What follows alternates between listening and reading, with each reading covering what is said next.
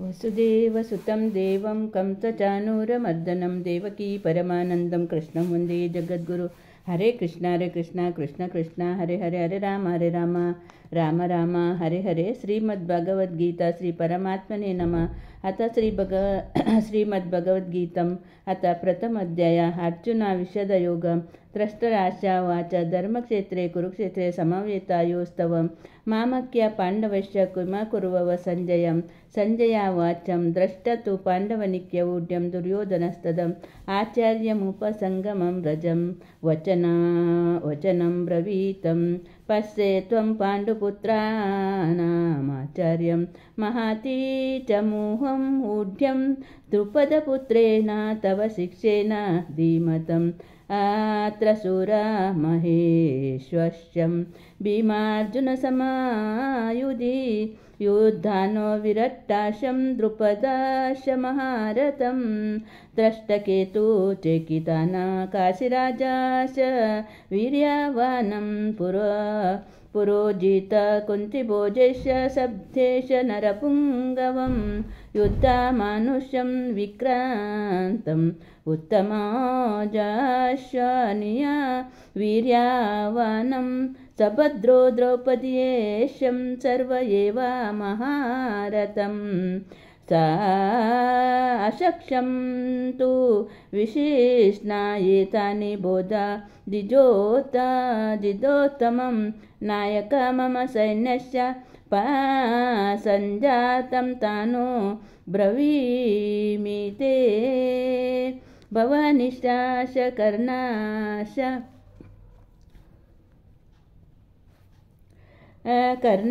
कर्णाशकृपाश समितिञ्जयम् अश्वत्थामा विकर्णश सौमदत्तिस्तथैव च अन्ये च बहवः सूर्यं मदार्ते तक्षत्तजीवितं नानाशास्त्रप्रहारण सर्वे युधा विशारदम् विषादम् अपर्याप्तं सदास्मकं बला भीष्मभिरक्षितं पर्याप्तं त्रिधा मेतेशं बलं भीमाभिरक्षितम् आयनेषु च सर्वेषु यथा भागमवस्थिता भीष्ममेवाभिरक्षितं तु भवतं सर्व एव ईतस्य सञ्जनयन हर्षं कुरु वृद्ध्यं पितामह सिंहनादा विनादोचो शङ्कादं ददं नो प्रतापवानं तथा शङ्कस्य वीर्यस्य पनावानाका गोमुखं सहास्वेवाहनान्त्यं सा शब्दसुमूलो भवतं ततं सेवतर्हर्ययुक्ते महाति सञ्जने सितुं माधव पाण्डवश्चाव देवो शङ्क प्रदात्मा तु पाञ्चजन्म रसिकेशो देवदत्ता धनञ्जय पौण्डो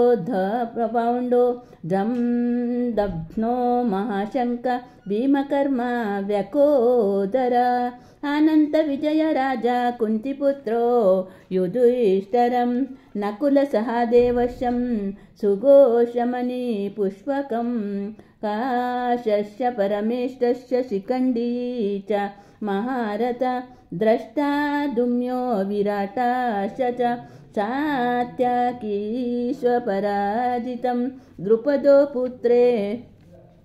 द्रुपदो द्रौपदेयश्च सर्वस्यं प्रतिविपते सबोदृश्यं महाबाहुशङ्कनं दद्मो प्रत्यक्षतकं साघोषो धृतराष्ट्रनं हृदयानि व्यतारयतं शब्दनभश्च व्रतिवि चैव तुमुलो वनुनादायनम् अतावस्ति व्यवस्थिनान द्रष्टधृतराष्ट्रनं कपिध्वजा प्रवर्ते सहस्रं पन्ते धनुर्धम्य पाण्डव ऋषिकेशा ददा वाक्यमिदमाश महीपते अर्जुनावाचं सेनायोर्भयोर्मध्ये रथा स्नापयं मेच्युतं यावदेनातानि ऋक्षेऽहं योद्धुकामानवसितनं कैर्मया स्वयं योद्धमाव्यवमस्तिनं रणासमुद्यवे योक्तामाननवेक्षाहाय यतेऽत्र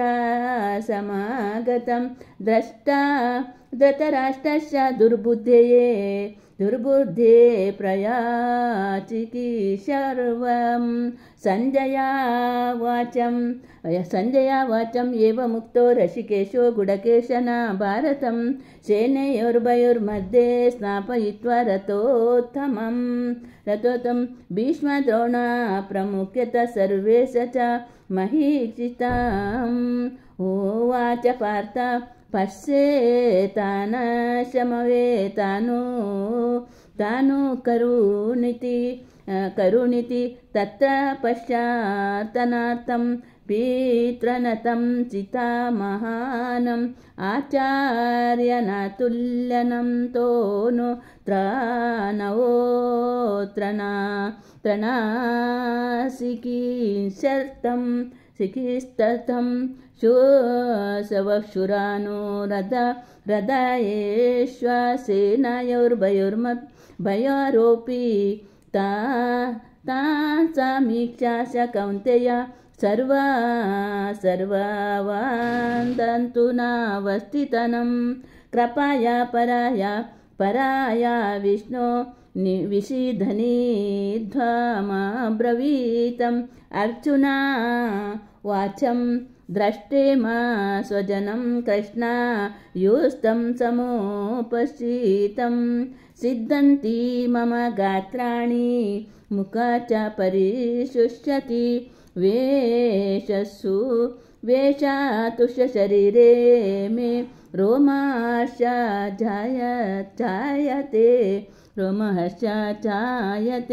गाण्डीव स्रवसंसे अस्तात्वकैव परिदृहते न चाशक्तो मवासान्तु भ्रमातिवेच्छा मे मना निमित्तानि च पश्यामि विपरीतानि केशव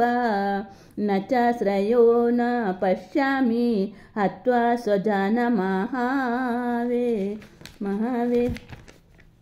महावे नाकांक्षे विजया कृष्णान च राज्यसुखानि च किनो राज्येन गोविन्द किं भोगर्जीवितेन वा यथा येषामर्थे काङ्क्षितं नो राज्यभोगसुखानि च ताहिमेव स्थितं युद्धे प्रणाक्षत्वादनानि च आचार्यपितरं पुत्रा तथैव च पितामहा मातुल्या शशुर पौत्रशल्या सम्बन्धिनस्तथा एतानाहन्तुमिच्छामि ज्ञात्नोऽपि मधुसूदनम् अपि त्रैलोक्यराज्यस्य हेतो किं महीकृते निहन्त्य धृतराष्ट्रान् का प्रीति स्वजनार्दन